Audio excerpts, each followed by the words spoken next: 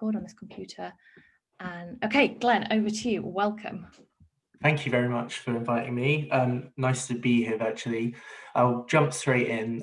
The title of the talk is Decolonising Psychology's Curricula. It's what, why and how. It's quite an ambitious title, so I'll just stress that it's a very brief overview of this topic. So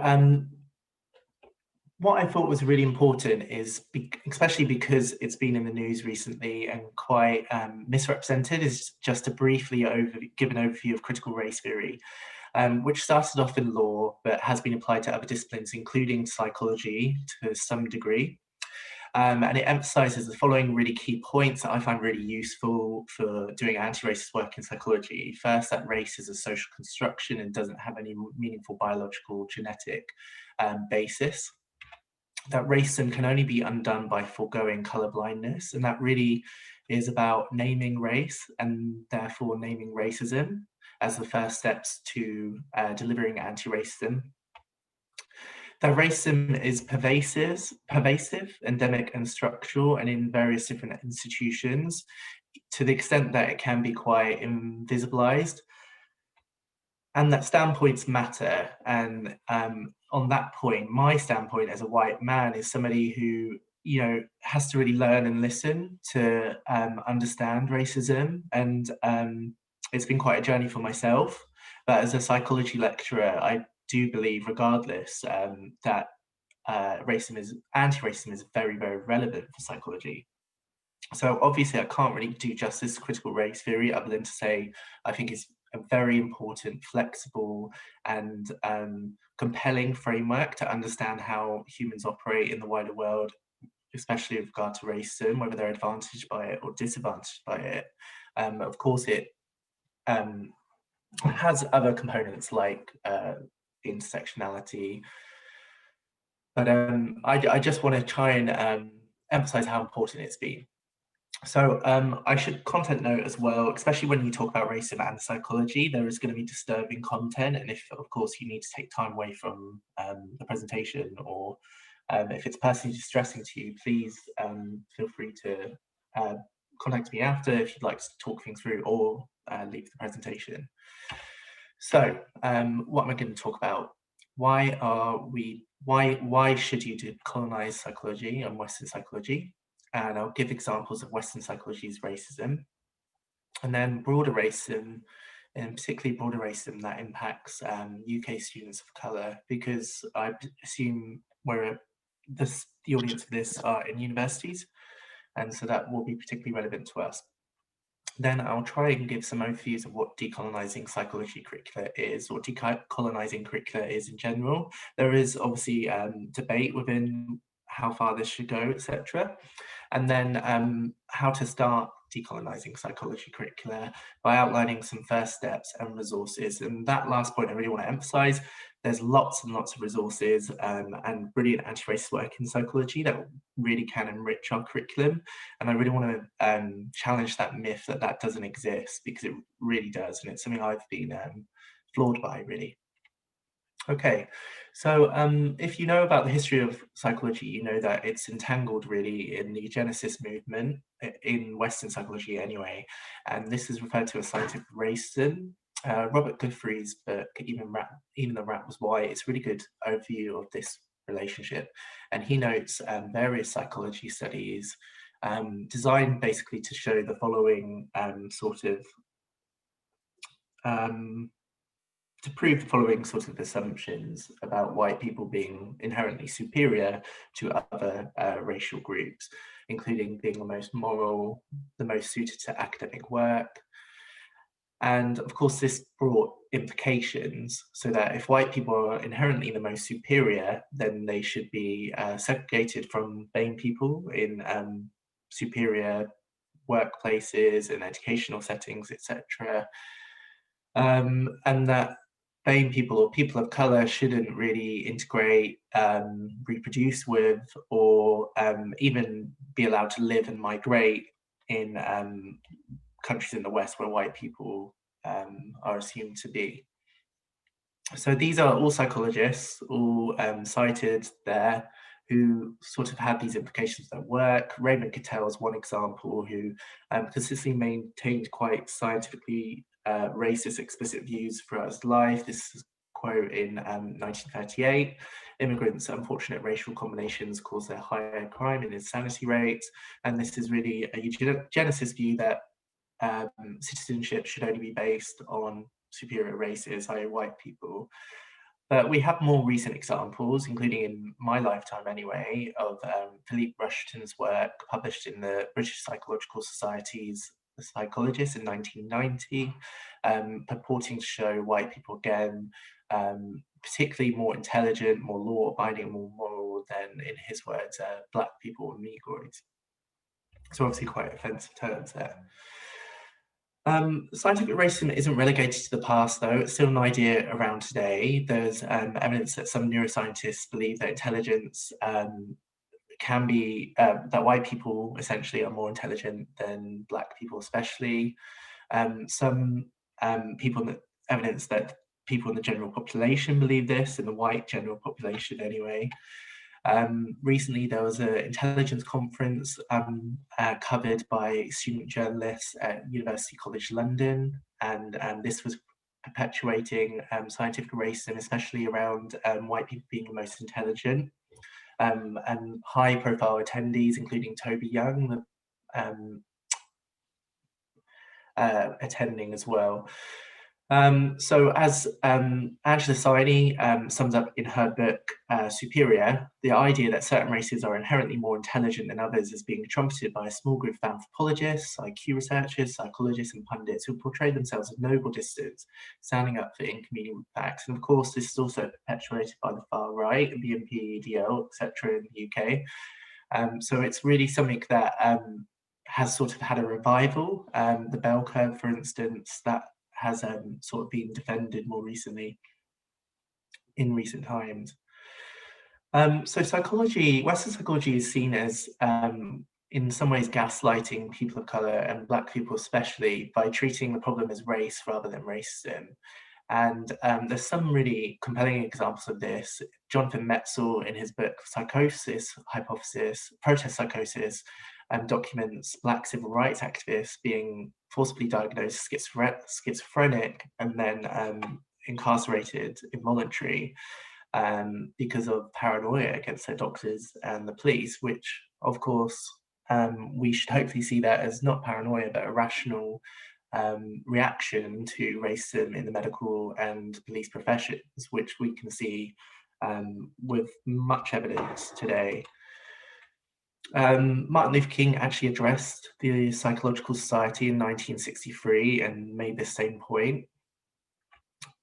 Kwame Owusu-Bempah and David Howitt, I believe, actually found that clinical psychologists and counseling psychologists tend to treat black clients differently and would focus on sort of diagnosing black patients as having black self-hatred or some sort of internal father issues rather than dealing with a racist society.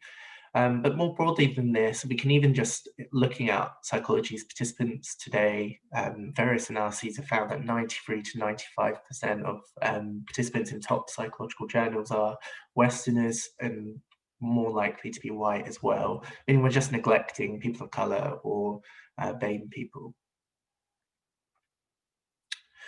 Okay, so there's also an argument that psychology has mistheorized racism, and Colin Leach says that whether as a function of weak personality, bias, perception, or ethnocentric categorization, classic social psychologies locate prejudice in the individualized person rather than in societal practices and institutions.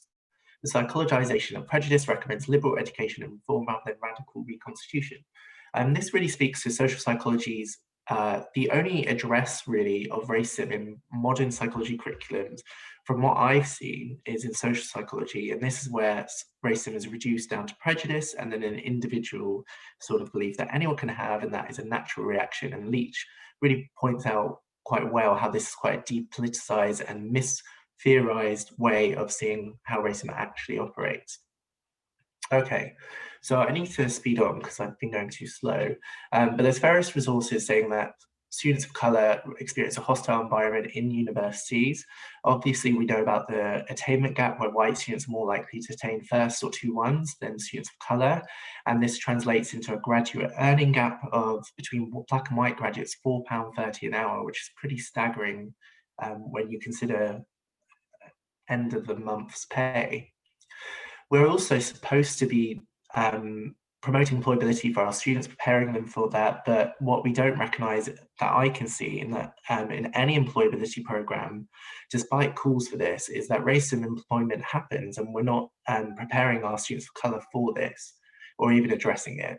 So various studies show that white identical CVs with white sounding names in blue on this chart will have a much higher proportion of being invited to interview than the same CVs with the students of colour or Muslim sounding name on it, even though the CVs are identical, which means we're getting university students with the same potential and somehow disadvantaging them in the university process, and then not acknowledging their disadvantage in employment after, or preparing them for that. So there's evidence that decolonisation is helpful to break up this system of racism or cycle of racism, and importantly, that's wanted by students. The NUS and Universities UK have various reports showing students want this. I conducted research among 400 students this summer, and 97% of white and students of colour recommended decolonisation or were in favour of it. So it's a myth that students aren't necessarily in favour of it from the research I can see. This has a history, decolonising psychology. W.E.B. Du Bois, or Du Bois, I always get his name wrong. He analysed history curriculums in 1935 and found that Black Americans were being sort of racistly depicted. I can't spend more time on that. This is a history curriculum in Texas, and Kobe Burnham and his mum pointed out that the way slavery was described was really offensive and minimized, where the quote is the Atlantic slave trade between the 1500s and 1800s brought millions of workers from Africa to the southern United States to work on agricultural plantations. So this is forgetting that slavery was enforced kidnapping and a brutal system. It wasn't a pattern of innocuous migration, and that slaves were, of course, not workers, but enslaved people with no wages or rights, etc. So other evidence shows a need to decolonize psychology as well. Kwame, also Bemper, David Howard, Dennis Howard, analysed popular introducing psychology textbook, found that Black people were typically othered in language choice, referred to constantly as coming from tribes or as tribal men, etc., and were placed with adjacent reference to chimpanzees and animal behaviour sections, if they were mentioned at all. And quantitative evidence, myself and colleagues at Leeds Beckett, where we counted up authors and their ethnicity and gender, found that white men made up 61% of the readings we set, white women 35%, and just 4% by men and women of colour. And we found this from 2015 and then also 4 years later in 2019. So what is decolonising psychology? Keele University has this useful definition, meaning decolonising the curriculum means to create spaces and resources for a dialogue among all members of the university and how to imagine and envisage all cultures and knowledge systems in the curriculum, and with respect to what is being taught and how it frames the world. I often forget to do this, but Peterson and Rogers have a good reminder to say that we recognise that the arguments in support of affirmative action are complicated, that they are high definition messages in a low definition world. And I think decolonising a curriculum also applies here, where the benefits for it are really broad. They benefit all students, including white students, but it's really easy to misread what affirmative action or decolonising curriculum policies are actually asking for. It's not asking to advantage students of colour over and above white students, for instance. There are very good reasons to do it for all students, and there are very good reasons that this is long overdue, as most affirmative action policies try to redress. But I can't spend too much time on that because I'm hoping that people are sympathetic to decolonising curriculum already, because I think the evidence is really compelling. So first steps towards decolonisation. Well, one thing that can be done that we did was we identified the problem generally, but also within our curriculum at Leeds Beckett. So we knew that lots of curriculums up and down the country, history, English literature, the obvious ones, of course, are from a white Western male, often biased standpoint. But we also identified it within our own psychology curriculum by analysing the readings, but we also did focus groups with our students of colour who said the very same thing, but were actually just so generous to us in thinking staff didn't have the power to set curriculum and somebody else was telling them to do it. One thing I'd like to emphasise is there's loads of resources available to decolonise the curriculum. It's a real myth that psychologists of colour or anti-racist psychologists haven't produced brilliant work that can enrich our curriculum when it absolutely can. And this is something we try and list on our website, www.pmepsychology.com. Then I'd say it's really important, of course, to take action and not just talk about this issue. It's a danger for any kind of progressive movement. So libraries, especially universities as well, will put resources towards decolonising the curriculum. There's more appreciation for it than ever before, I believe.